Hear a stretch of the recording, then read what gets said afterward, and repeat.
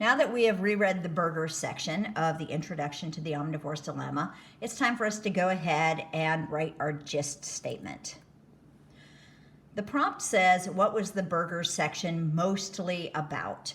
There's, again, how we know that we're supposed to be writing a summary or a gist statement. Let's look down in the white box and see what is already here for us to work with.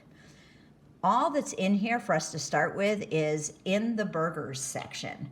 So there's not as much as there has been before. Let's go back to the very first one and see what all the parts were that were there so that we can compare it with what we need for this one.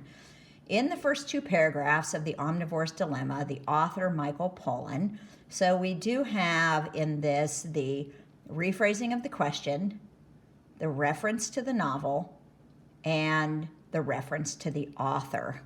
So let's go back down to the one that we're working on right now. We have the rephrasing of the question in the burger section.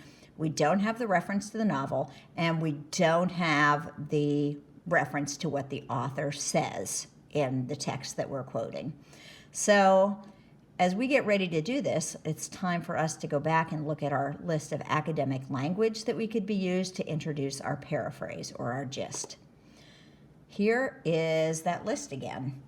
And as I'm thinking about what we read, about how he entered California and it was beautiful, and then he was faced with just all of those cows that were in the feedlots, and he came to this understanding that he really did not understand where our meat came from. That is what we want to be able to paraphrase or create in our gist statement. So let's look at this list of capturing authorial action, so being able to say what the author is saying and see if any of these fit. We don't want to use the same one that we used last time. So if we're doing a series of these, we don't want to keep using exactly the same lead-in, the same sentence stem. So we're going to try out some different ones. So we could have, remember the X stands for who the author is. And in this case, let's go ahead and use Michael Pollan, because the last time we just used his last name. So let's use both parts of his name this time. So acknowledges that, probably not the one. Argues that, probably not the one. Complains, again, definitely doesn't fit. To concede is to like give in to a point. That doesn't fit.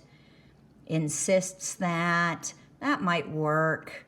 Questions whether, that might work. We haven't tried a questions one yet. Suggests that. Let's go ahead and try the questions one. Let's see if we can make the questions one work. So I'm going to go ahead and go down to the writing section and look at what we have. Okay, so in the burger section, we know that we need to reference back to the novel before we can even do anything with the author. In the burger section of, and then here I am moving up to italicize it because that's how we do titles. And remember, the beginnings of titles all get capitalized. The Omnivore's Dilemma, comma. In the burger section of the Omnivore's Dilemma, there's our rephrasing of the question. Here's our reference to the source. We now need to put in the author. So Michael Pollan, it's A-N, Michael Pollan. And then we said we try out the questions whether. So let's go ahead and put that in. Questions whether. And what he's questioning is whether or not we actually know where our meat comes from. So questions whether people know where their meat comes from. All right, why is he questioning that? Well, he's questioning that because of what he saw with the feedlots. He states, what might be another way that we could do this? Well, he's not really stating. He observed that. That might be a good one. He claims that. He shows that. Let's go ahead and go here. He observed, we'll put this in past tense. He observed that millions of cows I think it was hundreds of thousands. I don't think it was millions. Hundreds of thousands of cows are raised on manure-filled feedlots. And then what did he say? He saw two giant piles. One was corn and one was manure. And he used the word saying that they were converting one thing into the other, but are raised on manure-filled feedlots, eating, and then he says they were eating mostly corn. So this summarizes what the beef section, the burger section was. Okay, remember the next step is we need to reread it and see if it makes sense.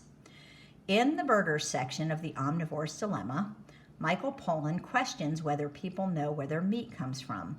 He observed that hundreds of thousands of cows are raised on manure-filled feedlots, eating mostly corn. So that summarizes the burger section. So this is the point where you want to go ahead and pause the video so that you can copy this down into your white box on the interactive notebook.